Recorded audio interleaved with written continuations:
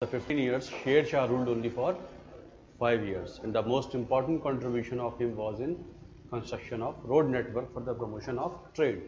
He also constructed his own tomb at Sasaram, and in Delhi he constructed what? Purana Kila. He started a silver coin called Rupaya or Rupya. East India Company came to India. It was finally due to Europe's requirement to go to the eastern world, and because of scientific developments, there were various oceanic explorations in the world that started on a large scale. It was Columbus who, in 1492, started sailing westward to reach east, and finally he landed up at Bahamas. And gradually he repeated his voyage. Again he landed at Bahamas and could discover sea route to America.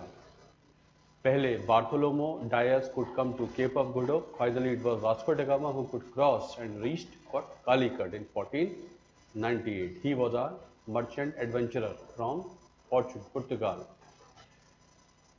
So he started trade. Zamorin of Calicut allowed him, and so he could go back with his trade mercantile and could earn 60 times over all his expenses in the voyage. Again in 1502 he came again as a merchant, but meanwhile the government of Portugal has taken over the control of the trade in its own hands. So for next 100 years, the whole of world trade from ocean was under the control of these people, Portuguese.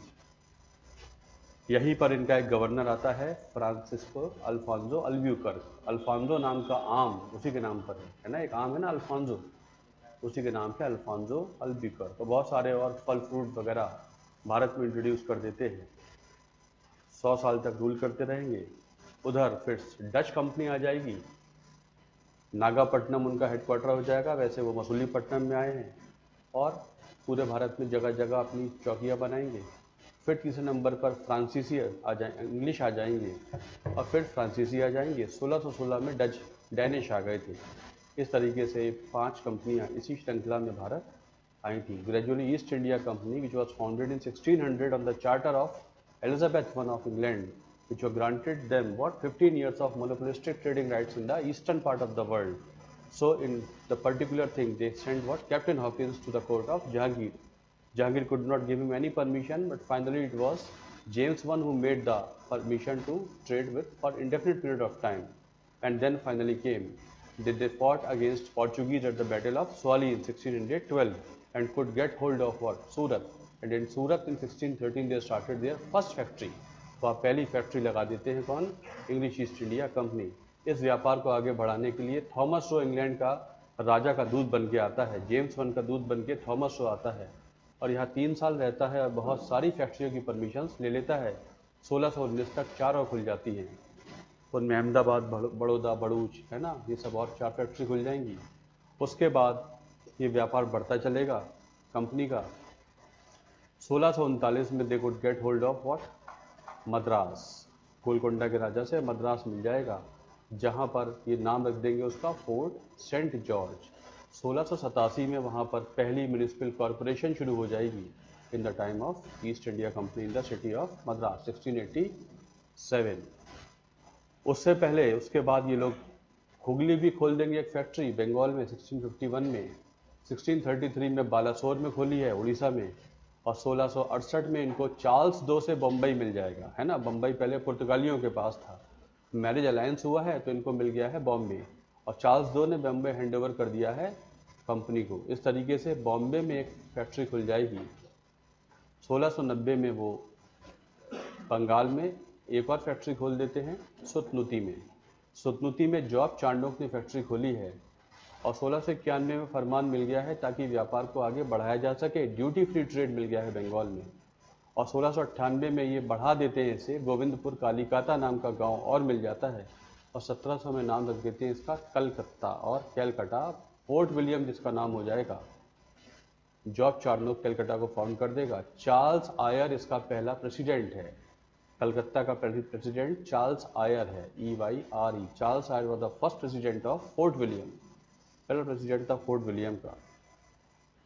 उधर सभी राज्य टूटने लगे हैं, मतलब बंगाल, अवध और इस तरीके से हैदराबाद. मुर्शीद कुली खान ने बंगाल को इंडिपेंडेंट कर दिया है और सादत खान ने अवध को, और निज़ामुल मुल्क ने हैदराबाद को। ये राज्य इंडिपेंडेंट तो नहीं है बट ऑटोनॉमस है, मुगल एम्परर को मानते तो हैं बट अभी ये एम्परर तो हुआ ही करता है। मुर्शीद कुली खान की डायनेस्टी चलती जाएगी। बंगाल में आगे चल के एक अलीवर्दी खान दूसरी लाइनेज का व्यक्ति आ जाएगा। उसके समय में कंपनी से बहस होने लगी है दस्तक पासिस के मिसयूज जो इनको मिल चुके थे 1717 के फरमान से, फर्रुख सियार के फरमान से, उसका मिसयूज हो रहा है। ये उसको पैसे कमाने के लिए बेच दिया करते थे भारतीयों को और अपना प्राइवेट व्यापार भी करते थे। उसको वो रोकने की बात करता है और किलेदारी तो अलाउ करेगा ही नहीं, लेकिन कुछ नहीं हो पाता। उसकी डेथ के बाद उसका ग्रैंडसन सिराजुद्दौला कुड बिकम नवाब। सिराजुद्दौला को नवाब कंपनी बनने नहीं देना चाहती थी, पहले से ही पॉलिटिक्स चल रही थी, लेकिन वह बन ही गया। जब बन गया तो सबसे पहला काम उसने कंपनी को ही सबक सिखाने का किया, उसने कलकत्ता कैप्चर कर लिया। कलकत्ता रिकवर होता है, क्लाइव आ जाता है और कुछ महीनों में ही कलकत्ता रिकवर कर लेते हैं। लेकिन कलकत्ता में प्रॉब्लम दोबारा हो सकती है। Clive and Watson remain back in Calcutta and they could hatch a conspiracy against Sirajuddaulah and could fight what Battle of Plassey, June 1757. Sirajuddaulah was not oblivious of the things that had been going on in his court. Finally was defeated after a, you can say, skirmish, not battle. छोटी मोटी लड़ाई सी हुई थी, उसमें वो हार जाता है, उसके बाद उसको मार भी दिया जाता है। And Bengal was again under control of East India Company. Mir Jafar सैनिक कमांडर था, वो अब उसका नवाब बना देंगे। वो उनको पैसे का अधिकार दे देता है, लेकिन सबसे पहले 24 परगना जिले के दिए हैं। मीर जाफर को हटाना तब पड़ जाएगा जब वो डच के साथ कॉन्फ्रेंसी में है। बेदरा की बैटल हुई है जिसमें मीर जाफर को वो हटा देते हैं और डच को भी हरा देते हैं, वो भी हार जाते हैं सौली के बाद। जब मीर जाफर हटता है तो फिर मीर कासिम को नवाब बनाते हैं। मीर जाफर का ही सन इन लॉ है, लेकिन मीर जाफर से वो पैसे फिर ले लेते हैं और बर्दवान, मिदनापुर और चटगांव का दीवानी अधिकार ले लेते हैं। मीर कासिम की स्मार्टनेस की वजह से उसको वहाँ से हटना पड़ा और फिर वो एक मिलिट्री अलायंस बना लेता है नॉर्थ इंडियन पावर्स में शाह आलम दो और शुजाउद्दौला के साथ। बैटल ऑफ बक्सर होती है जिसमें ये सब हार जाते हैं और उससे पहले फ्रांसीसी हार गए हैं बंडीवाश की बैटल में, और थर्ड बैटल ऑफ पानीपत में सबसे बड़ी ताकत मुगलों के बाद भारत में मराठा थे, वो भी हार चुके हैं। बक्सर के बाद कोई नहीं है, इसलिए कंपनी आगे बढ़ती चली जाएगी। ट्रीटी ऑफ इलाहाबाद थोप देगी भारतीय हारी हुई पावर्स में। शाह आलम टू से पूरे ईस्टर्न इंडिया का दीवानी अधिकार ले लेंगे और शुजाउद्दौला को तो अपना एक सबऑर्डिनेट बना लेंगे। बंगाल में नजमुद्दौला को यही अपॉइंट करेंगे और डिप्टी सूबेदार अपॉइंट कर देंगे और दीवानी अधिकार भी कंट्रोल में ले लेंगे। क्लाइव तय करता है फैसले, नजमुद्दौला के नाम पर वो चलते हैं। डुअल गवर्नमेंट ऑफ क्लाइव या डायर की 7 साल तक बंगाल में चलती रहेगी। जब कंपनी रिस्पॉन्सिबिलिटी लेने को तैयार नहीं है बट सारी पावर अपने पास रखती है। इस सिस्टम से कुछ फ़ायदा नहीं होता, कंपनी का फ़ायदा हुआ लेकिन व्यापार थोड़ा घटने लगा है, और जब घटने लगा जब अकाल की स्थिति पड़ ही गया, अकाल पड़ ही गया। ऐसे में वॉरेन हेस्टिंग्स आ जाता है। वॉरेन हेस्टिंग्स के समय में रेगुलेटिंग एक्ट पास होता है जिससे बन जाता है वो पहला governor general of Bengal. Bombay और मद्रास के गवर्नर्स उसको रिपोर्ट करेंगे। उसको 4 लोगों की काउंसिल दे दी गई है, 5 लोग गवर्नमेंट है इंडिया की। जल्दी ही एक फिट्स इंडिया बन जाएगा जिसमें बोर्ड ऑफ कंट्रोल बना देंगे इंग्लैंड में, और बोर्ड ऑफ कंट्रोल का अध्यक्ष कंपनी का ही एक गवर्नमेंट ऑफ इंग्लैंड का मंत्री है। भारत एक मंत्रालय हो गया है। यही सिस्टम चलता रहेगा। उधर एक सुप्रीम कोर्ट का प्रावधान भी है इसी में, कलकत्ता में गवर्नमेंट रेगुलेटिंग एक्ट में सुप्रीम कोर्ट पहले खुल गया था। इस तरीके से सिलसिला चलता रहेगा। कलेक्टर का पद बना देगा, एशियाटिक सोसाइटी ऑफ बंगाल बना देगा। विलियम जोन्स ने बनाई है, उसने नहीं बनाई। विलियम जोन्स ने संस्कृत में ट्रांसलेशन किया है शकुंतलम का। चार्ल्स विल्किंस ने किया था भगवत गीता का, वो वॉरेन हेस्टिंग्स ने कराया था। मनुस्मृति का भी इंग्लिश ट्रांसलेशन करने लगते हैं ये लोग। इस तरीके से वॉरेन हेस्टिंग्स अपने अधिकारों के बाहर जाके जब काम करने लगता है तो उसको वापस बुला लेते हैं। कलकत्ता मदरसा भी उसने फाउंड किया था और उसके खिलाफ इम्पीचमेंट का मुकदमा चलता है इंग्लैंड की पार्लियामेंट में। 1792 में वो फ्री हो जाता है, 5 साल 7 साल मुकदमा झेलता है। इधर भेज देते हैं वो कॉर्नवालिस को। कॉर्नवालिस अमेरिका में हार के आया है और यहाँ पर वो गवर्नर जनरल है। उसने सबसे पहले रेवेन्यू को सेटल किया, परमानेंट सेटलमेंट, जमींदारों को ठेका दिया है और इतना फिक्स रेवेन्यू आपको कलकत्ता में जमा कराना पड़ेगा, वरना ये अधिकार किसी और को बेच दिए जाएंगे। बंगाल, बिहार, उड़ीसा में चला है जहाँ कंपनी जमींदारों को 11% देती है एक्स अमाउंट का, जो फिक्स है, वो बढ़ेगा नहीं। ये सिस्टम चलता है जमींदारी व्यवस्था। रैयतवारी चली है पंजाब, उधर गुजरात और महाराष्ट्र और इधर तमिलनाडु में, डेक्कन में, वहाँ पर सीधे किसान से पैसा ले लेते हैं। और ऐसी महलवारी पंजाब, यूपी, सीपी में चली है, वहाँ पर किसानों के समूह से पैसा ले लेते हैं। ये 3 रेवेन्यू सिस्टम चलते रहे। कॉर्नवालिस सिविल सर्विसेज ऑर्गेनाइज कर देगा, डिस्ट्रिक्ट जज की पोस्ट निकाल देगा, संस्कृत कॉलेज बनवा देगा 1792 में बनारस में। फिर ये चला जाएगा, फिर जॉन शोर आता है, वेलेस्ली आ जाता है, वेलेस्ली सब्सिडरी अलायंस लागू कर देगा। फ्रांसीसियों का अटैक होने को है, अटैक तो कभी नहीं हुआ नेपोलियन का भारत पे, बस उस डर में they captured the whole of India and they put a subsidiary alliance. Indian states had to sign by which they had to forgo their internal policy and external policy to the East India Company. उनका एक resident है, वो भारतीय राज्य में बैठेगा, वही राज्य को चलाएगा। एक्चुअली राजा नवाब निज़ाम साइड में हो गए हैं और वह किसी और यूरोपीय को एम्प्लॉय नहीं कर सकते हैं। हर तरीके से वो सब सबॉर्डिनेट कर लिए गए हैं। हैदराबाद पहला है, मैसूर दूसरा है। अवध को और इम्प्रूव्ड ट्रीटी में ले लेते हैं, कुछ मराठा भी साइन कर देते हैं।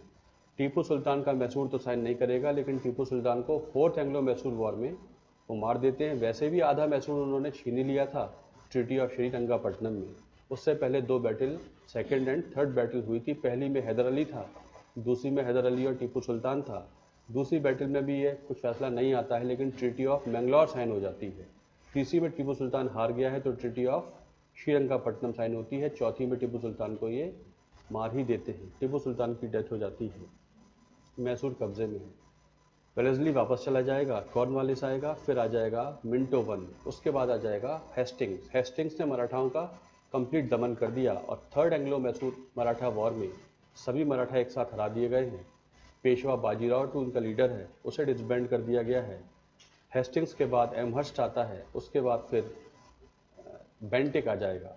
बेंटिक ने राजा राम मोहन राय के संपर्क में है वो, और पास किया है सती एबॉलिशन एक्ट। 1833 का चार्टर कानून आया है। 1813 के चार्टर कानून में कंपनी का मोनोपोली ऑलमोस्ट खत्म हो गई है। 33 में बची हुई भी खत्म हो जाती है और गवर्नर जनरल को गवर्नर जनरल ऑफ इंडिया कहने लगते हैं। बेंटिक पहला बन जाता है गवर्नर जनरल। अंग्रेजी शिक्षा के लिए एक रिपोर्ट आती है, रिपोर्ट का नाम है मैकॉलेस रिपोर्ट 1835, और मैकॉले की रिपोर्ट पे भारत में इंग्लिश एजुकेशन शुरू हो जाती है।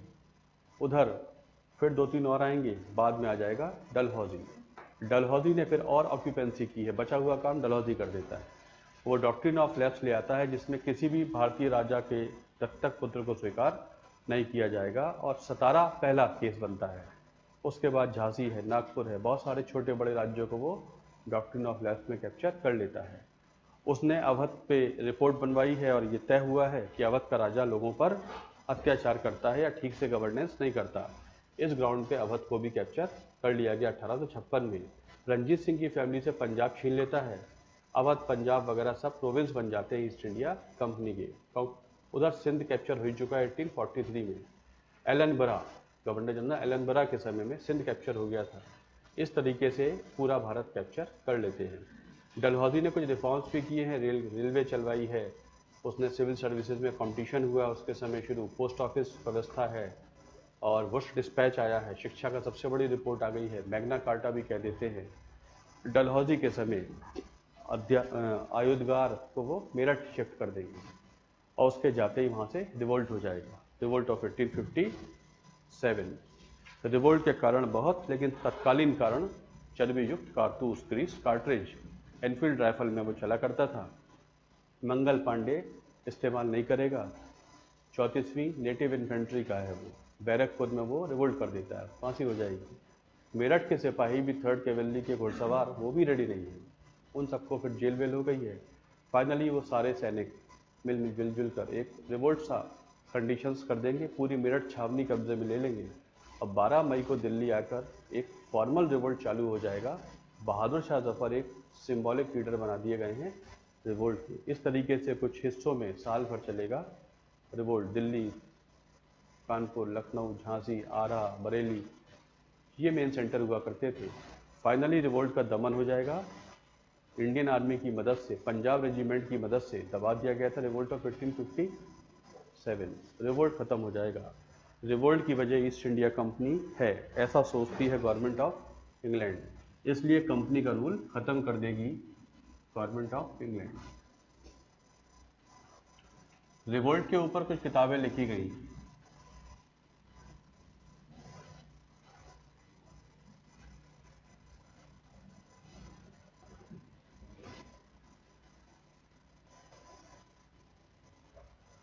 वीडी सावरकर ने किताब लिखी है Indian war of independence. VD Savarkar ने किताब लिखी है इंडियन वॉर ऑफ इंडिपेंडेंस।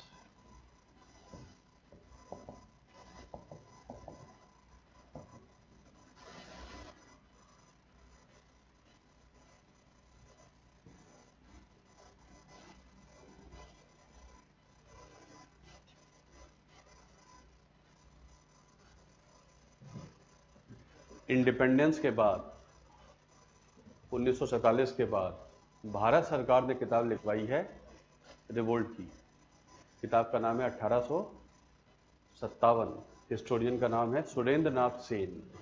ये किताब मानी जाती है official history of revolt. Independence के बाद लिखी गई है। किताब का नाम है 1857, written by Surendra Nath Sen, is considered as the official history of revolt. Bharat सरकार ने लिखवाई है। हिस्टोरियन का नाम सुरेंद्र नाथ सेन।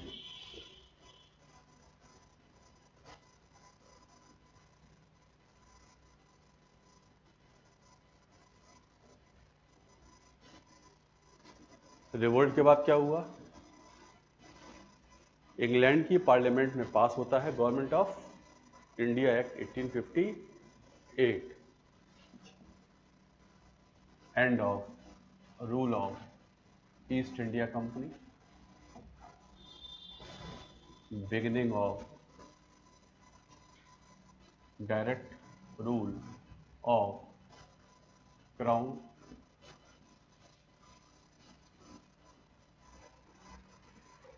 सीधे इंग्लैंड का शासन भारत पर कब शुरू हुआ? 1858 में। उससे पहले कौन रूल कर रहा था? इंग्लैंड कर रहा था। किसके जरिए? कंपनी के जरिए। अब कंपनी भी खत्म हो गई है।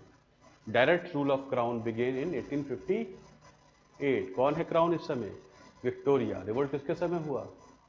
विक्टोरिया के समय। इंग्लैंड की महारानी का नाम इस समय है विक्टोरिया। तो कंपनी का रूल खत्म। 1813 में व्यापार के अधिकार खत्म। 33 में पूरा ही व्यापार का अधिकार खत्म, और जो एडमिनिस्ट्रेटिव पावर्स थी वो खत्म हो गई 1858 में। कंपनी खत्म हो जाती है 1858 में, और इंग्लैंड का सीधे रूल शुरू हो जाता है। और इंग्लैंड की महारानी को जो रिप्रेजेंट करेगा वो कहलाएगा वाइसरॉय।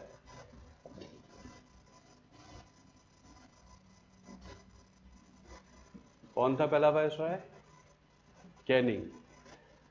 डलहौजी के बाद आया है कैनिंग। रिवोल्ट किसके समय हुआ? कैनिंग के समय। Lord Canning. Canning became the first viceroy and Canning became the last Governor General of India, and he became the first viceroy of India. Viceroy का मतलब होता है जो क्राउन को रिप्रेजेंट करता है। क्राउन का रिप्रेजेंटेटिव कहलाता था viceroy.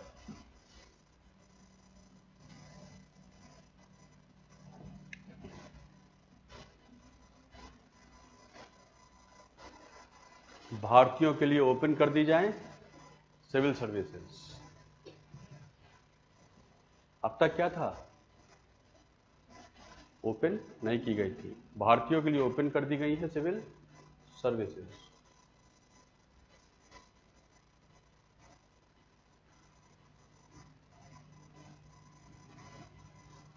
And the first Indian who became part of civil services was Satyendranath Tagore. The first Indian who became part of imperial civil services or Indian civil services was Satyendranath Tagore, brother of Rabindranath Tagore. 1864 1864 में he became the first Indian who qualified civil services. 1864 Satyendranath Tagore, the first Indian who became part of civil services.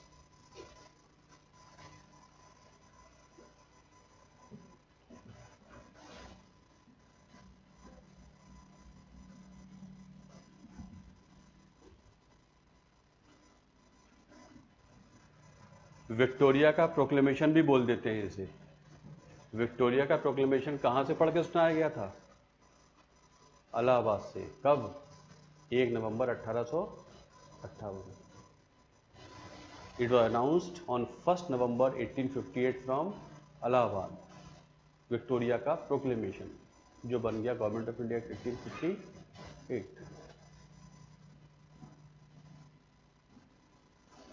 अब कांग्रेस बनेगी, लेकिन कांग्रेस से पहले थोड़े points और। Satyendranath Tagore became the first Indian to qualify civil services. कौन है अब governor general viceroy? Canning.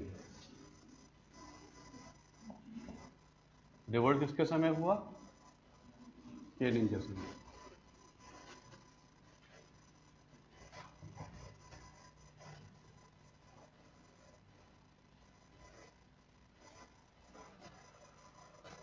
Bharat की पहली 3 यूनिवर्सिटीज कलकत्ता, बॉम्बे एंड मद्रास 1857 में खुलती हैं 3 universities, Calcutta, Bombay and Madras. Whoosh dispatch में इसका जिक्र आया था कि भारत में खोली जाएं यूनिवर्सिटीज। तो first universities the same year Calcutta, Bombay and Madras, Canning के समय।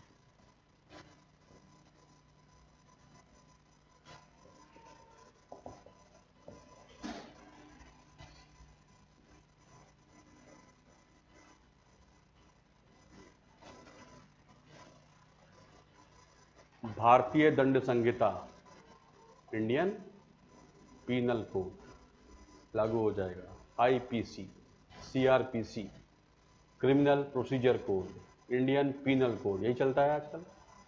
ये सब लागू हुए कैनिंग के समय।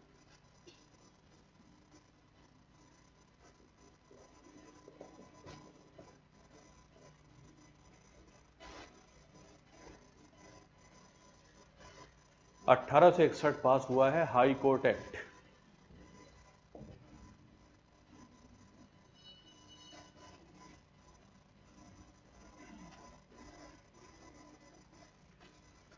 (1861) पास हुआ है high court act.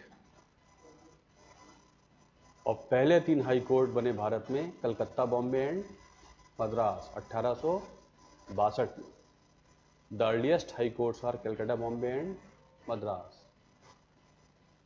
Meghalaya, Mizoram, Tripura 2013 और तेलंगाना लेटेस्ट है ना हाई कोर्ट। 22 हाई कोर्ट होते। तो सबसे पुराने कौन से हैं? कलकत्ता, बॉम्बे एंड मद्रास, ये सबसे पुराने हाई कोर्ट हैं। ये इस समय बने थे, एक्ट था, बने हैं 1862 में।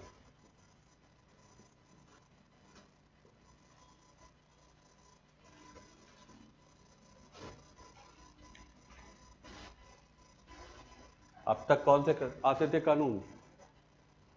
चार्टर। अब आएंगे क्या? काउंसिल एक्ट आया करेंगे। Indian council act 1861।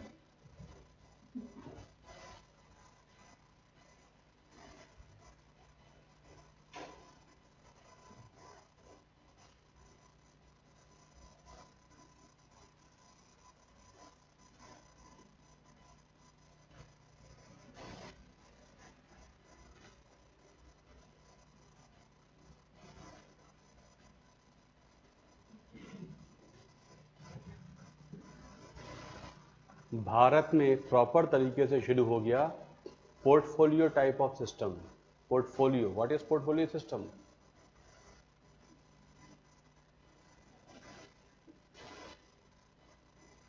मंत्रियों को मंत्रालय दिए जाते हैं, that is parliamentary form of government, cabinet form of government. ये शुरू हुआ कब? 1861 में कैनिंग ने शुरू किया। अब सबको डिपार्टमेंट दिए जा रहे हैं, इसे कहते हैं पोर्टफोलियो सिस्टम और कैबिनेट फॉर्म ऑफ गवर्नमेंट। अभी राष्ट्रपति देते हैं पोर्टफोलियो। कौन देता है? प्रेसिडेंट पोर्टफोलियो डिस्ट्रीब्यूट करते हैं किसकी एडवाइस पर? पीएम की। ये सिस्टम शुरू हुआ था 1861 में। Portfolio form of government also called cabinet form of government और parliamentary form of government.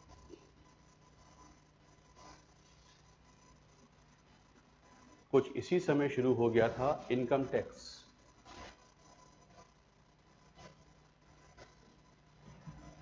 Canning के समय शुरू हो गया है इनकम टैक्स।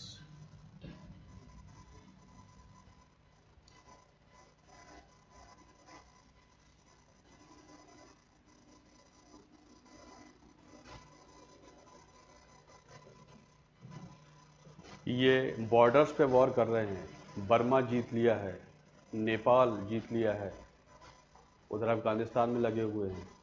नेपाल के सारे हिल स्टेशन छीन लेंगे, Darjeeling, Mussoorie, Nainital. These were not part of India, they were captured by the British in Indo-Nepalese war. तो इनको बॉर्डर्स की, इंडिया की बॉर्डर्स बढ़ाते जा रहे हैं। उसके लिए पैसा चाहिए, तो पैसा कहाँ से आएगा? टैक्सेस से। तो शुरू कर दिया था इनकम टैक्स। फिर दो तीन और आएंगे बीच में, फिर आ जाएगा एक लिटल।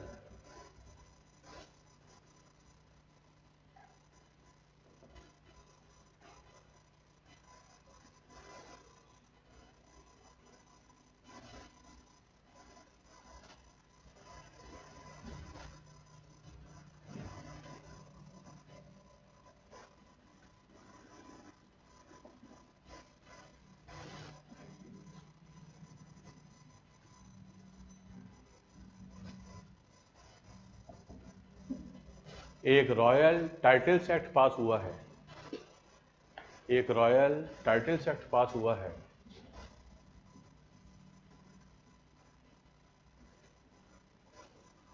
हुआ है दिल्ली दरबार। 3 हुए थे दिल्ली दरबार, ये पहला है।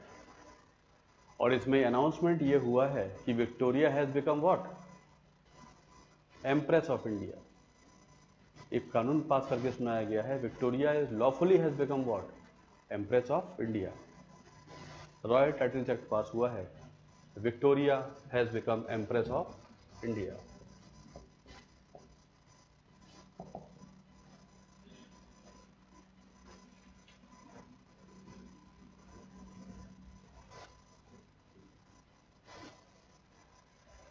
सबसे ज्यादा जाना जाता है ये इस कानून के लिए, वर्नेकुलर प्रेस एक्ट। सबसे ज्यादा जाना जाता है ये वर्नेकुलर प्रेस कानून के लिए।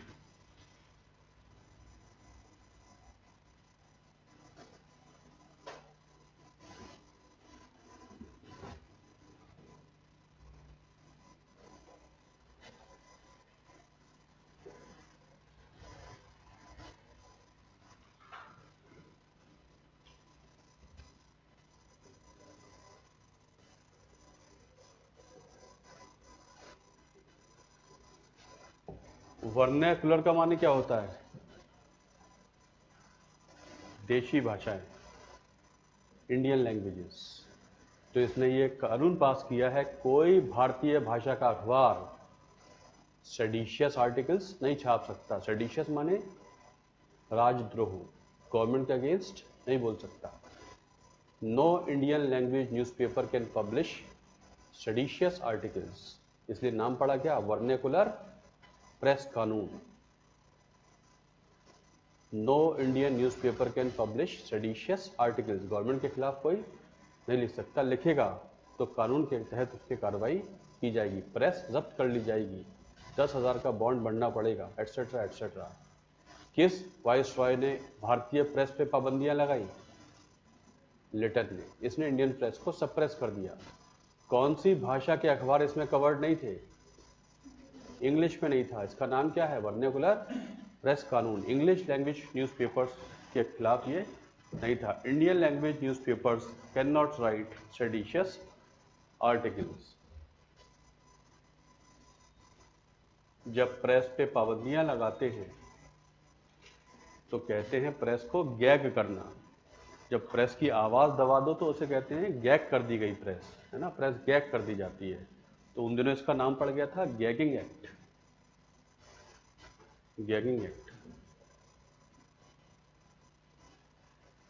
कौन सी भाषा के अखबार? अंग्रेजी के खिलाफ नहीं था ये वर्नेकुलर प्रेस कानून।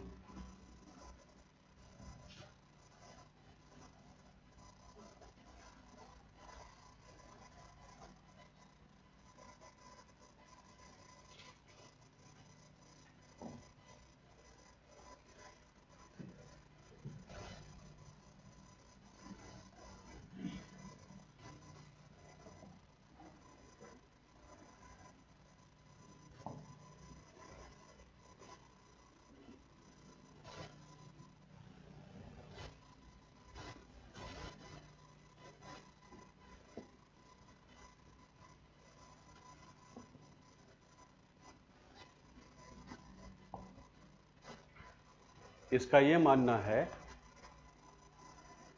कि इंडियंस को ऊंचे पदों तक नहीं आने देना चाहिए, इसलिए सुझाव दिया है कि एक सबॉर्डिनेट सर्विस बना दो। तो जो इंडियन सिविल सर्विसेज में आप ले रहे हैं टॉप पोजीशंस तक उन्हें आने दे रहे हैं, ये सिलसिला बंद कर दिया जाए, इनको निचले पदों तक ही सीमित रखा जाए। इसलिए Indians should not be allowed to become part of higher positions. So Indians should be confined only to subordinate position in the civil services. इसने ये सुझाव दिया है, ये विक्टोरिया की नीति के खिलाफ है कि आईसीएस सभी भारतीयों के लिए ओपन कर दिया जाए। इसके सारे बहुत सारे एक्शंस हैं, इसके सारे एक्शंस भारतीयों को 1858 से पहले वाले समय में ले जाने के थे। ये लिबरल नहीं था, ये बहुत स्ट्रॉन्च था। अगर मेरा बस चलेगा तो मैं सारे लिबरल जितने अधिकार मिले हैं सब वापस ले लूंगा। इसलिए इसे कहते हैं he was viceroy with reverse correct. He was viceroy with reverse character.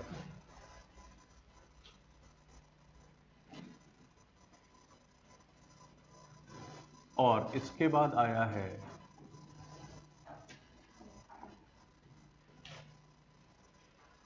Liton के बाद आया है रिपन।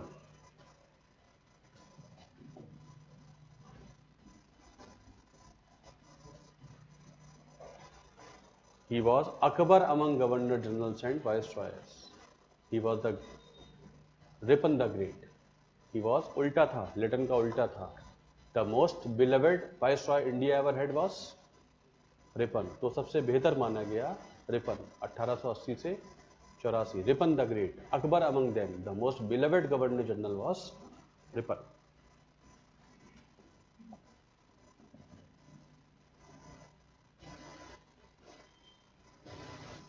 इसने करवाई है पहली जनगणना।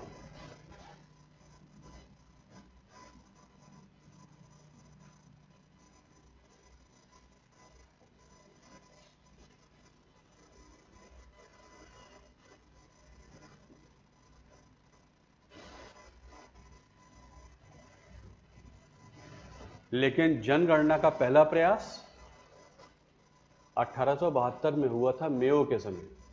एक वायसरॉय आया था मेयो, सबसे पहले उसके समय हुआ था जनगणना भारत में, लेकिन वो कंप्लीट नहीं हुआ था। First complete census was 1881। तो सेंसस ईयर कौन सा चलता है? ऑड ईयर चलता है ना, 10 साल बाद। तो ये 1881 का फर्स्ट कंप्लीट सेंसस था, लेकिन पहला प्रयास कब हुआ था? 1872 में। किसके समय? वायसरॉय मेयो के समय। मेयो कॉलेज अजमेर, इसके नाम से एक कॉलेज भी है अजमेर में, मेयो कॉलेज। तो मेयो के समय हुआ था पहला एफर्ट, और पहला कंप्लीट सेंसस होता है 1881 में, in the time of Ripon.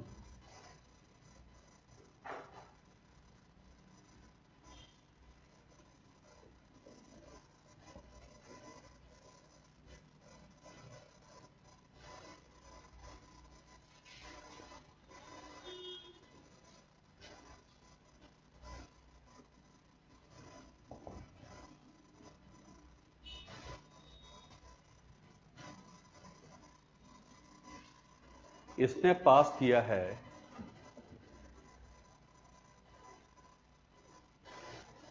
Ripon ने पास किया है resolution on local self government.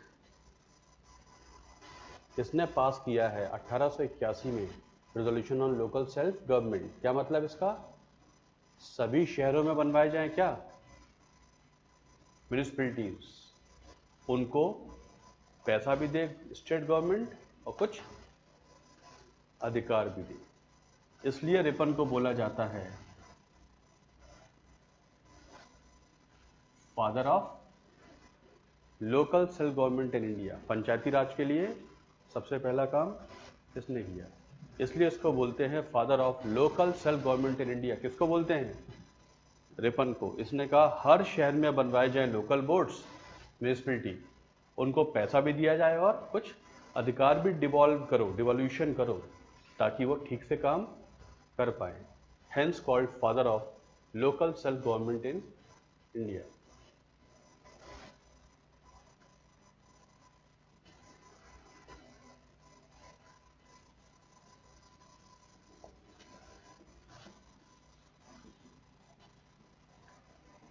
Whoosh dispatch का उद्देश्य क्या था? कौन सी एजुकेशन? Complete education. इसने एक हंटर कमेटी बनाई है और हंटर कमेटी की रिपोर्ट ने बोला है कि जो आपने वुड्स एजुकेशन का सिस्टम चलाया है उसमें सेंट्रलाइजेशन बहुत है, जिसकी वजह से सफ़र कौन सी शिक्षा करती है? प्राथमिक शिक्षा। इसलिए प्राथमिक शिक्षा की जिम्मेदारी दे दी जाए लोकल बोर्ड्स को। सेंट्रलाइजेशन बहुत ज़्यादा है, किसको ठीक से नहीं देखा जाता है, ऐसे में सफ़र कौन कर जाता है? Primary education. इसलिए प्राइमरी एजुकेशन की जिम्मेदारी किसको दे दी जाए? न्यूली कॉन्स्टिट्यूटेड लोकल बोर्ड्स को। 1882 की हंटर रिपोर्ट का संबंध किस शिक्षा व्यवस्था से? प्राइमरी एजुकेशन सिस्टम से। आज भी जितने सरकारी स्कूल होते हैं प्राइमरी लेवल तक के, कौन चलाता है? नगर निगम चलाता है। आज भी जितने प्राइमरी स्कूल हैं गवर्नमेंट के पूरे देश में, कौन चलाता है? शहर का नगर पालिका या नगर निगम। ये सिस्टम शुरू हुआ था 1882 में। Still primary education of the government run by what? Municipal corporations और डिस्ट्रिक्ट। जितने गवर्नमेंट स्कूल्स हैं प्राइमरी लेवल के, सब चलाते हैं इसमें। तो हंटर कमेटी की रिपोर्ट का संबंध प्राइमरी एजुकेशन से।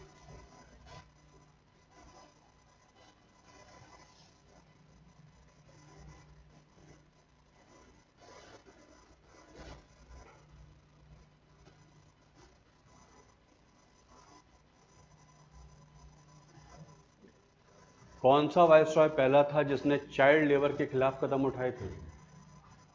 It was Ripon. First factory act पास किया है 1881 में। ही was the first one in the modern systems who brought an act against child labour. कौन से आर्टिकल में चाइल्ड लेबर बैन होती है? 24 में। किस एज तक? 14 ईयर्स तक चाइल्ड लेबर है ना बैन की जाए। ही was the first one who worked against child labour. First factory act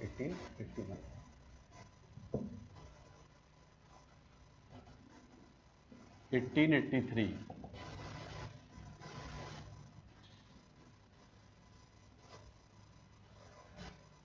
इसकी काउंसिल में इल्बर्ट बिल आया है। CP Ilbert. सीपी इल्बर्ट इसकी काउंसिल का लॉ मेंबर है, लॉ मिनिस्टर है। सीपी इल्बर्ट के नाम से बिल आया और बिल में यह लिखा है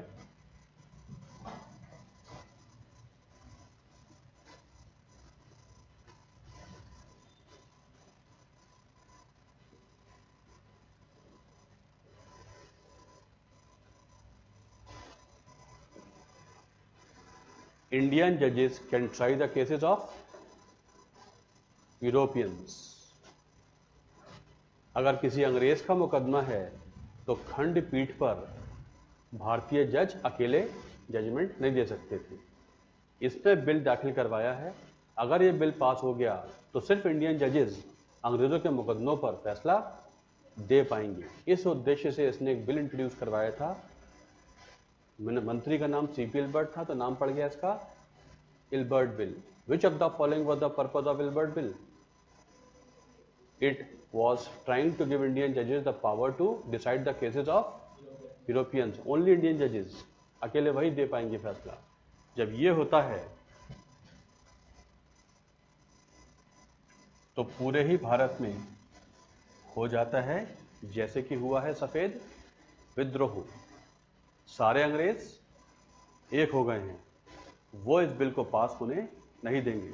सिर्फ इंडियन जजेस कैसे हमारा फैसला कर सकते हैं, इसलिए ये बिल पास नहीं होगा, क्योंकि सभी अंग्रेज एक हो गए हैं और वो सिर्फ इंडियन जजेस को अकेले खंडपीठ पर बैठकर अंग्रेजों का फैसला हो, ऐसा अलाउड नहीं होना चाहिए। बहुत बड़ा भारत में अंग्रेजों ने किया है, तो नाम क्या पड़ गया? White mutiny.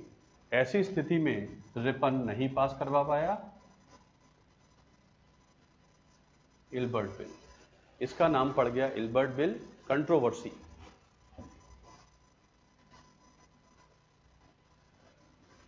इसका नाम पड़ गया इल्बर्ट बिल कंट्रोवर्सी।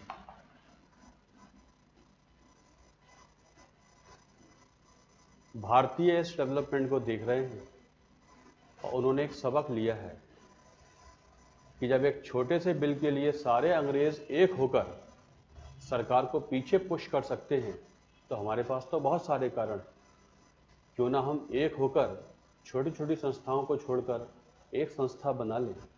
हमारे पास तो बहुत से कारण हैं एक होने के, और एक होंगे तो हम सरकार को पीछे पुश कर सकते हैं। अगले ही साल बन जाती है इंडियन नेशनल यूनियन, जिसका अगले ही साल नाम हो जाएगा इंडियन नेशनल कांग्रेस। इसलिए Ilbert Bill controversy became the immediate cause of formation of Congress.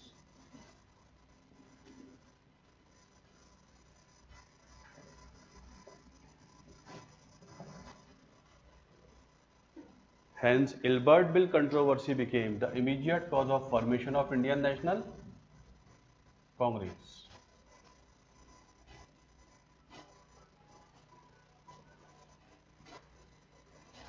एक पॉइंट और,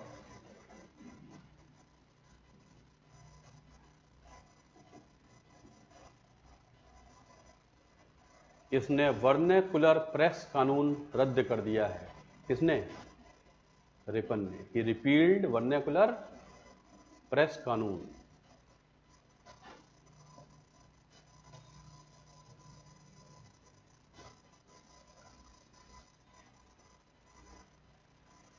Ripon repealed vernacular press act. Lytton के कानून से भारतीय प्रेस को किसने मुक्ति दिलाई? रिपन ने। ही रिपील्ड वर्नैकुलर प्रेस कानून, हेंस फ्रीड इंडियन प्रेस।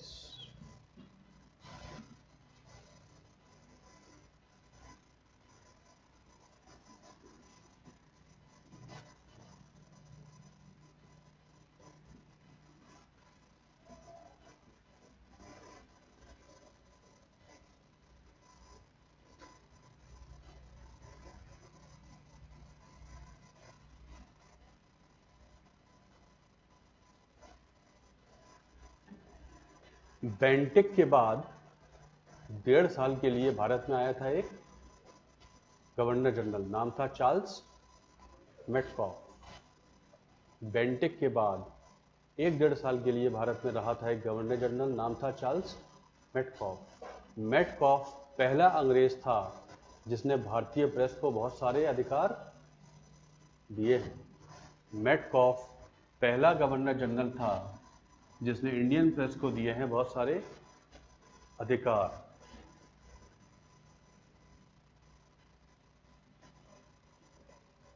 किस गवर्नर जनरल को बोला जाता है liberator of Indian press?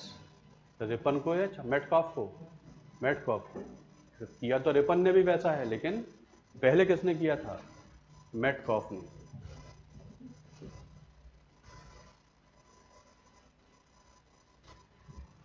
Metcalfe को बोला गया liberator of Indian press. Which of the following was the most important contribution of Charles Metcalfe to India? He gave lot of rights to. बस इसने 1.5 साल रहा, प्रेस के लिए नाम जाना जाता है इसका, मेटकॉफ का। और ऐसा चल के आगे करेगा कौन? रिपन भी यही करेगा, बट ये लिबरेटर कहलाता है कौन? Metcalfe. Indian press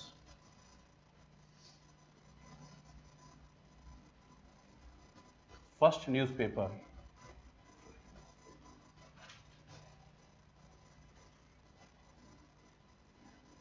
Bengal gazette.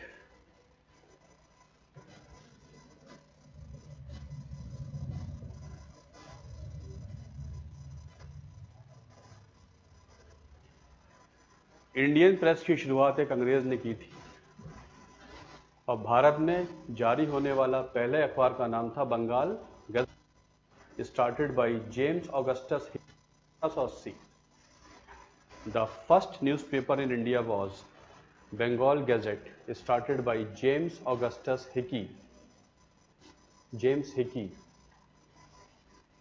ये पहला अखबार था इंडियन प्रेस का। राम मोहन रॉय वो पहले भारतीय थे जिन्होंने इंडियन प्रेस को बहुत सारे अखबार दिए, बट पहला अखबार माना जाता है Bengal gazette started by James Hickey और जेम्स ऑगस्टस हिकी 1780।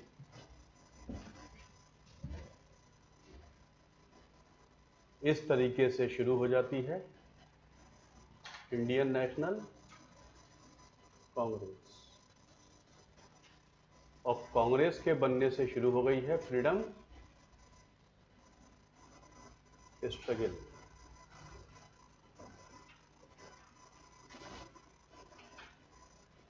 अठारह से 1947 कांग्रेस।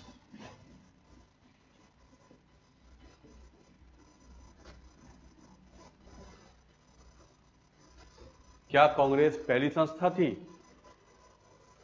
कांग्रेस पहली संस्था नहीं थी। उससे 50 साल पहले से कुछ बॉडीज काम करती आ रही हैं, pre Congress organisations, pre Congress organisations.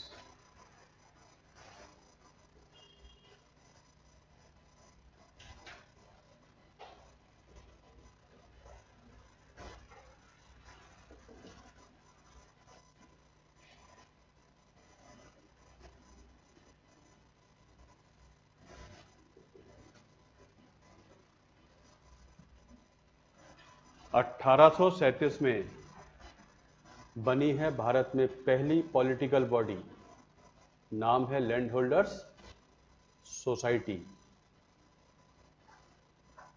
Calcutta में बनी है। The first political body in India was land holders society started by Dwarkanath, grandfather of Rabindranath Tagore. ये पहली बॉडी है लैंड होल्डर सोसाइटी कैलकाटा, या अगर लिखा आ जाए जमींदारी एसोसिएशन तो यही इसका एक नाम और भी है, जमींदारी एसोसिएशन और लैंड होल्डर्स सोसाइटी। किसने शुरू की? द्वारकानाथ टैगोर।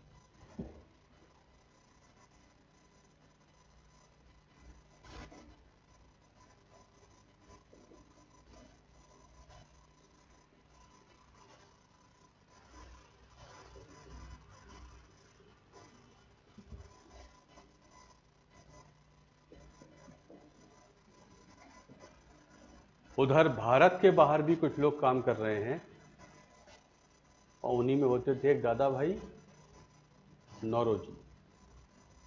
दादा भाई नौरोजी ने लंदन में एक बॉडी स्टार्ट की है, ईस्ट इंडिया एसोसिएशन। क्यों ना इंग्लैंड की जनता तक अपनी बात पहुंचाए, वहां प्रचार करे।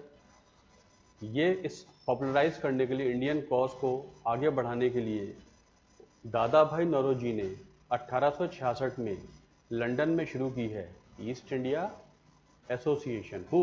दादा भाई नौरोजी।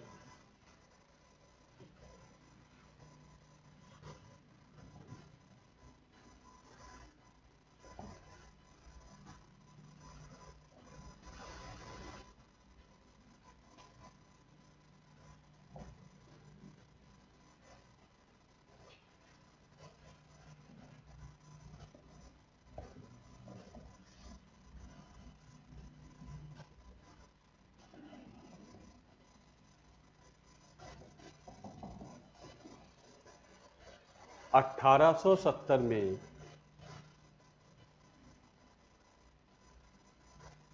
महादेव गोविंद रानडे, जीवी Joshi and others, they founded Pune सार्वजनिक सभा। M. G. Ranade, G.V. Joshi, Chiplunkar and many more, they founded Pune सार्वजनिक सभा 1870।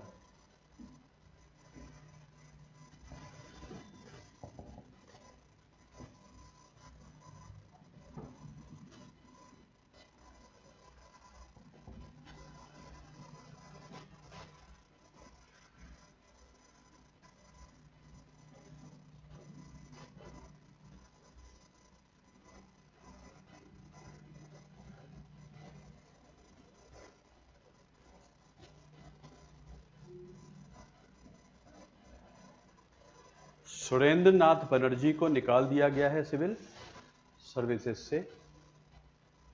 उन्होंने आनंद मोहन बोस के साथ मिलकर बनाई है कलकत्ता में इंडियन एसोसिएशन। सुरेंद्र नाथ बनर्जी ने आनंद मोहन बोस के साथ मिलकर बनाई है कलकत्ता में इंडियन एसोसिएशन 1876 में, 1876 में।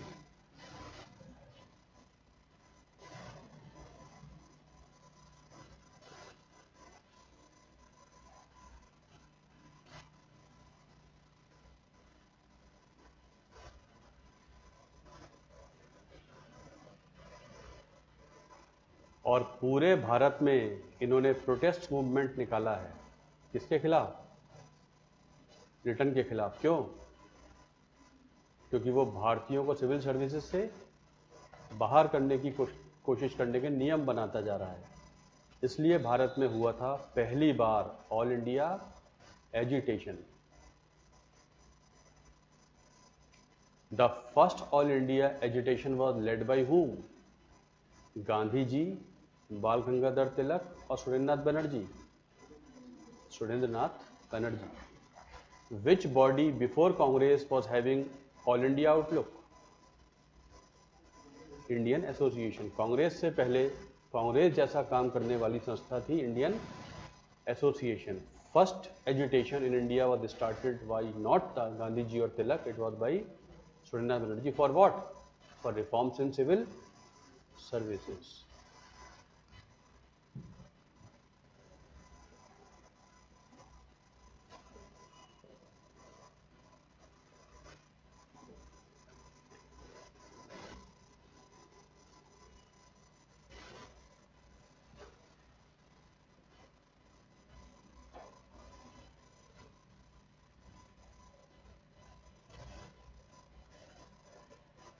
अठारह में जी सुब्रमण्यम अय्यर ने साउथ की सबसे बड़ी संस्था बनाई है मद्रास महाजन सभा।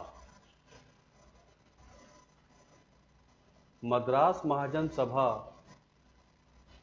जिन्होंने शुरू की, उन्होंने ही पहले शुरू कर दिया था अखबार द हिंदू। द हिंदू वालों ने ही बनाई है मद्रास महाजन सभा। जो लोग द हिंदू अखबार निकालते थे, उन्होंने ही आगे चल के 1884 में बनाई थी मद्रास महाजन सभा। पहले वो लोग शुरू कर चुके थे अखबार हिंदू 1878 में। आगे चल के बना देंगे वो मद्रास महाजन सभा।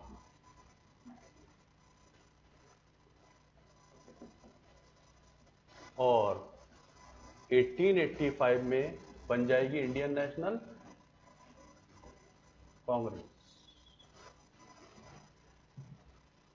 1885 में बन जाएगी Indian national Congress.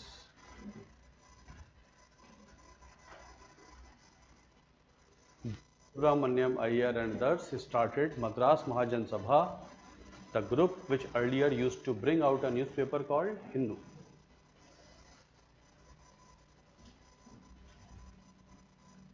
Indian National Congress was founded by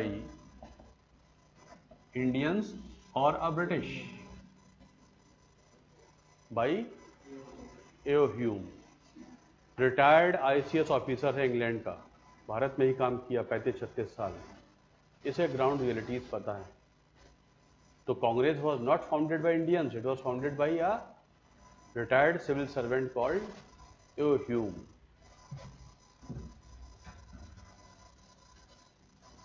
Hume ने इसका नाम रखा था इंडियन नेशनल यूनियन।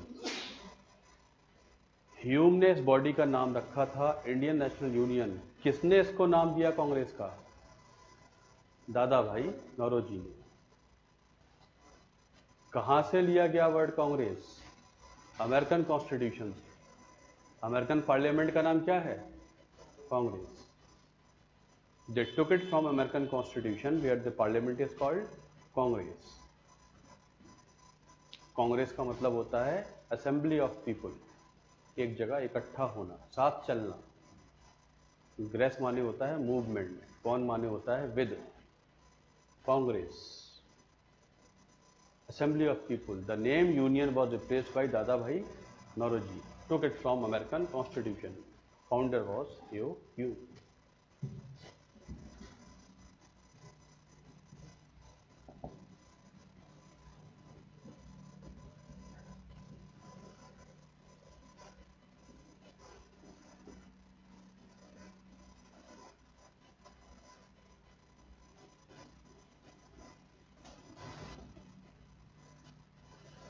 कहाँ पे हुआ कांग्रेस का पहला अधिवेशन? बॉम्बे में। होना कहाँ था? पूना में। पूना में कॉलरा फैला है, तो ओवरनाइट सेशन कहाँ शिफ्ट हुआ? बम्बई में। बम्बई में कहाँ हुआ? गोकुलदास तेजपाल संस्कृत महाविद्यालय। गोकुलदास तेजपाल संस्कृत महाविद्यालय। दिसंबर के आखिरी हफ्ते के आखिरी दिनों में बॉम्बे में 1885 में मिलते हैं कुछ 72 डेलीगेट्स।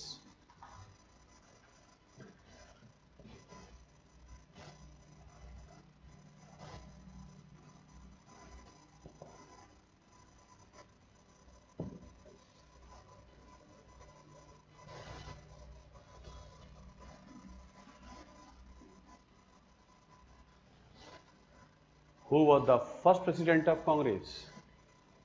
W.C. Banerjee. बम्बई में W.C. Banerjee became the first president of Congress.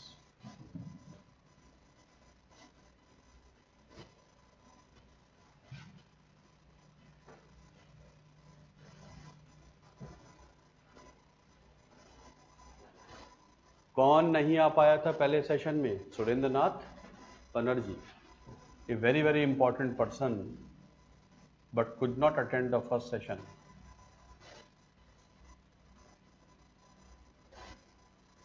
This is asked.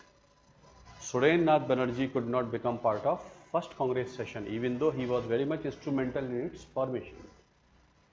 72 लोग इकट्ठे होते हैं गोकुलदास तेजपाल कॉलेज में। अध्यक्ष चुने जाते हैं W.C.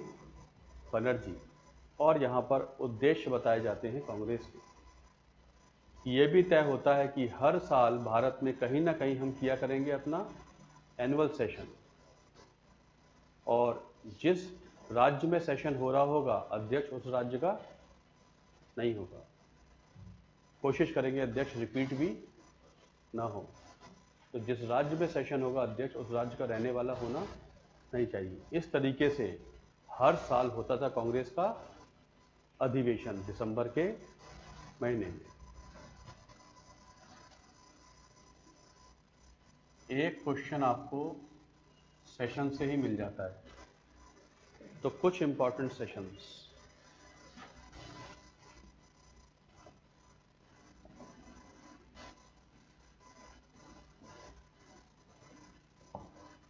दूसरा सेशन कहाँ हुआ?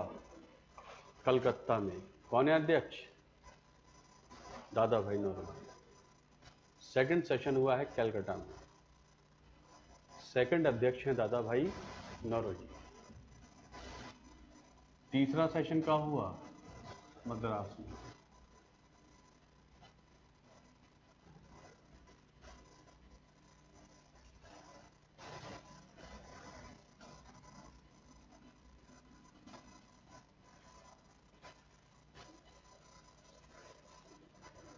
थर्ड सेशन हुआ है मद्रास में।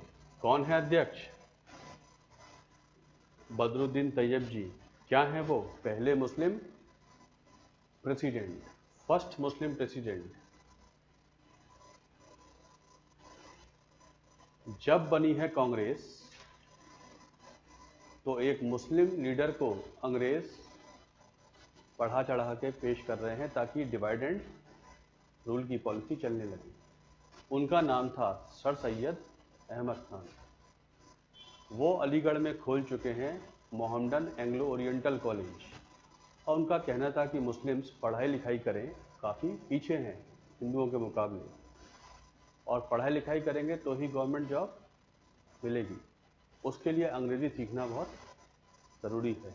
तो इंग्लिश एजुकेशन के लिए 1875 में खोला गया था MAO college, Mohammedan Anglo Oriental college. Syed Ahmad Khan को प्रॉप किया है अंग्रेज़ों ने, और सैयद अहमद खान ने बोला है मुस्लिम should not join Congress, they should not go against the British, rather they should work with the British, they should become part of government job, so they should go for what? Education. वो थे educationist, but politically mobilise हो गए थे। उनके movement को counter करने के लिए Congress appointed what? Selected Badruddin Tayyab ji as the president of Congress, and he became the first so who of the following oppose formation of Congress? तो सर सैयद अहमद खान।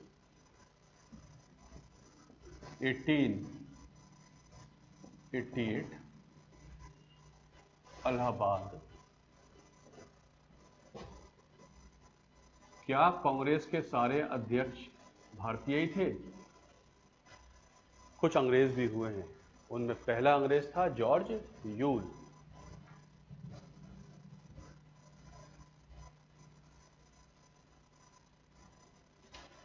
(1888) के इलाहाबाद सेशन में George Yule became the first English president.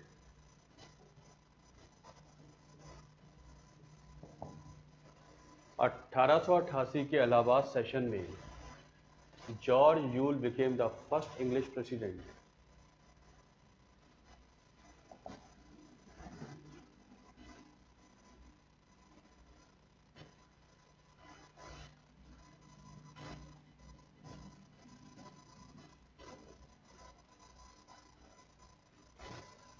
Congress के किस session में पहली बार गाया गया वंदे मातरम? 1896 के कलकत्ता सेशन में। For the first time Vande Mataram was संग in this session, Calcutta session.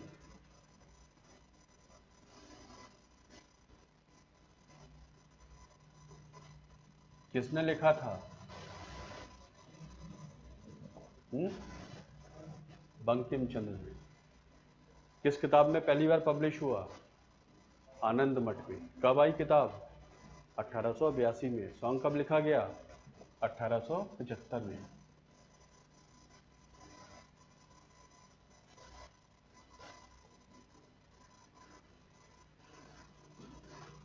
रहीमतुल्लाह Sayani was president of this session.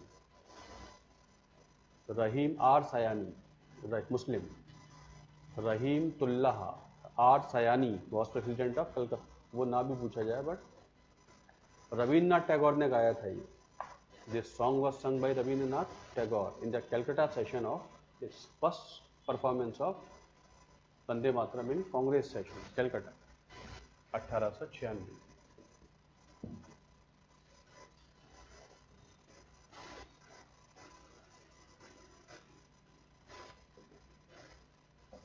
(1906) Calcutta session.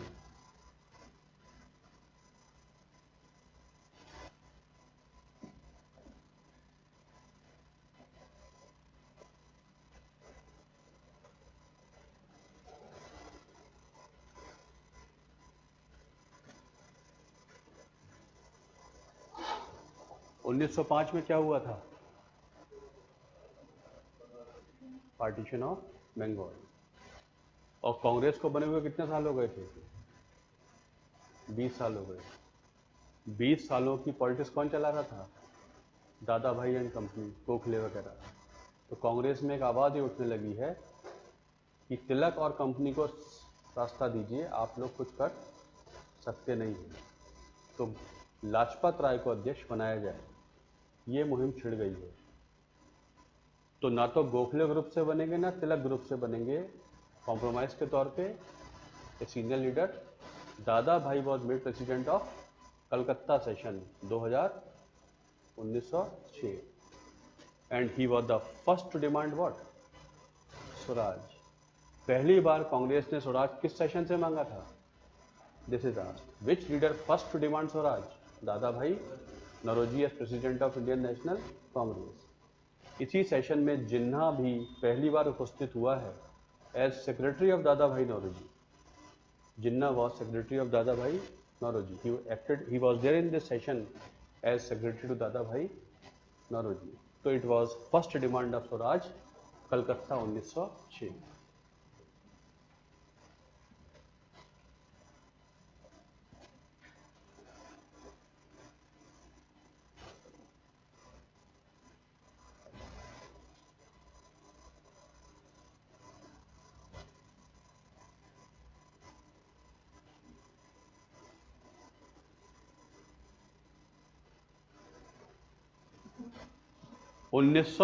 में 1916 में हुआ था होम रूल मूवमेंट। किसने चलाया? तिलक और एनी बेसेंट थे। उन्हीं दिनों Annie Besant was the most famous leader in India at that time.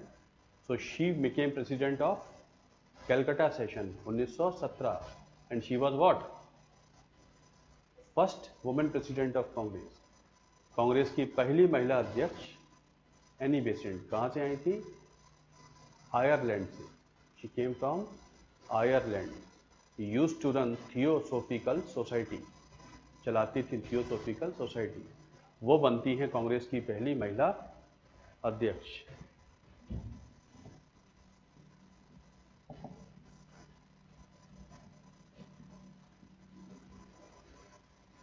Session हुआ है बेलगाम में 1924 में। कौन है अध्यक्ष?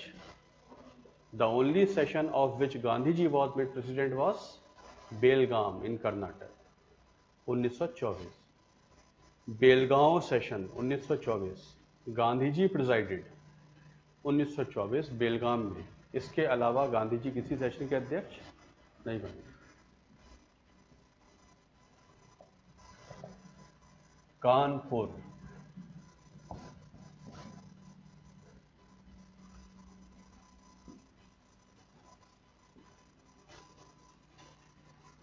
who was the first Indian woman president of Congress? Sarojini Naidu. Who was the first woman president? Besant, but she was not Indian. पहली भारतीय महिला अध्यक्ष was Sarojini Naidu, Calcutta session, Kanpur session 1925।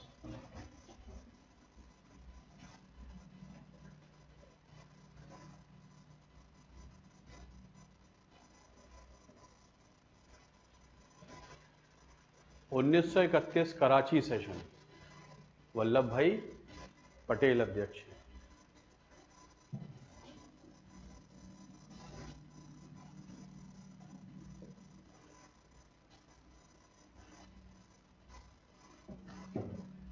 किस सेशन में कांग्रेस ने फंडामेंटल राइट्स और इकोनॉमिक प्लानिंग पर एक रेजोल्यूशन पास किया था?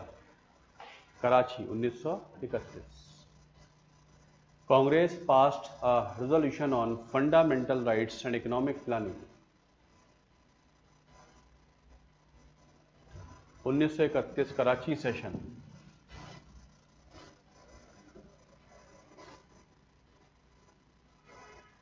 (1931) कराची सेशन में Congress passed resolution on fundamental rights and economic planning. इसको लिखने वाले थे Jawaharlal Nehru. Who drafted the resolution on fundamental rights? Jawaharlal Nehru. उन्होंने लिखा था ये resolution on fundamental rights and economic planning.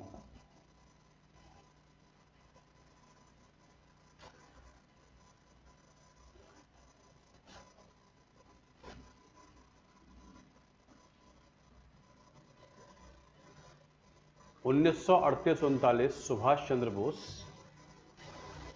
1940 Ramgarh session, आजकल झारखंड में, उन दिनों बिहार में। 1940 झारखंड में, आजकल रामगढ़ सेशन। अबुल कलाम आज़ाद।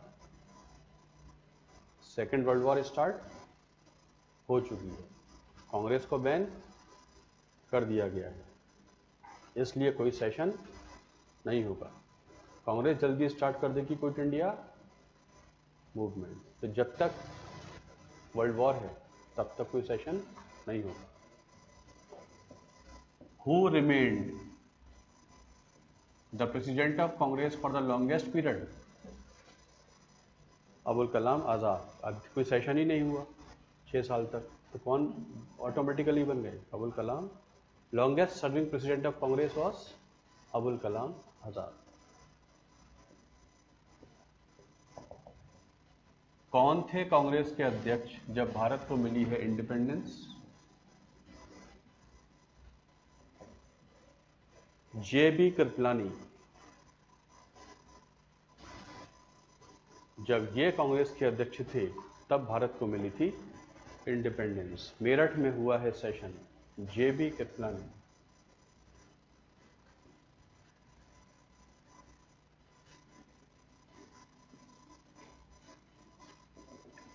कांग्रेस से संबंधित कुछ और इंपॉर्टेंट पॉइंट्स।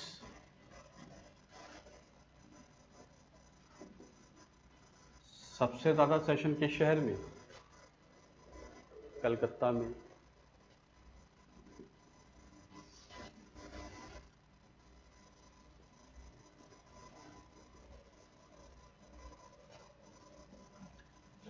क्या कांग्रेस की एक इकाई लंदन में भी काम करती थी?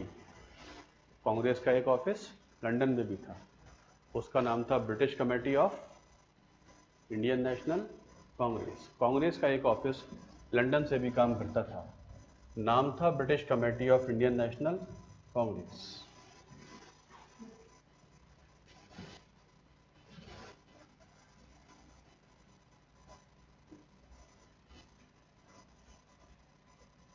क्या कांग्रेस इंग्लैंड में कोई पत्रिका निकालती है? कांग्रेस इंग्लैंड में जर्नल निकालती है, नाम है India. The British committee of Congress used to bring out a journal in England called India. Bharat के नाम से एक जर्नल निकाला जाता था, जर्नल का नाम था इंडिया। कौन निकालता था? कांग्रेस की जो इकाई थी ब्रिटिश कमेटी ऑफ कांग्रेस, एक पत्रिका निकालती थी।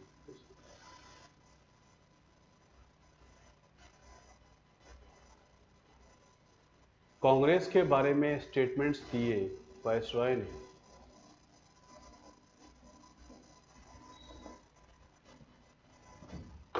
रिपन के बाद कौन आया है? डफरिन। किसके समय बनी है कांग्रेस? डफरिन के समय 1885 में। डफरिन कौन है? वायसरॉय है। किसने कहा कि कांग्रेस पूरे भारत को रिप्रेजेंट नहीं करती, इसलिए कांग्रेस की डिमांड्स मानना जरूरी नहीं है? Congress is a microscopic minority. किसने कहा? डफरिन ने कहा। Congress does not represent the whole of India, hence we are not bound to accept their demands, they are just a handful of seditious lawyers of India। देशद्रोही वकीलों से ज्यादा कुछ नहीं है Indian national Congress. It is just a microscopic minority, इसलिए कांग्रेस की demand मानना जरूरी नहीं है। कांग्रेस के बारे में है ये, about Congress. Congress is a microscopic minority.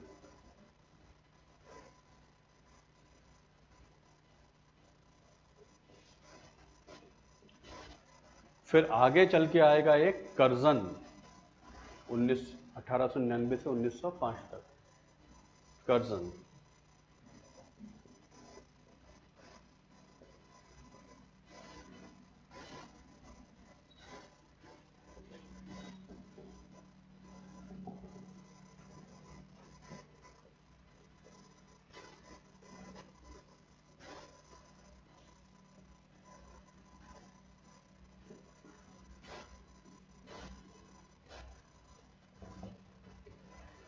Congress गिरने के लिए लड़खड़ा रही है। टॉटर माने होता है लड़खड़ाना। Congress is tottering to its fall. One of the ambitions in India is to give it a peaceful demise माने मृत्यु। Congress is tottering to its fall, I will give it a peaceful demise. जल्दी ही मैं शांति से इसे दफना दूंगा, ऐसा कहता था कर्जन।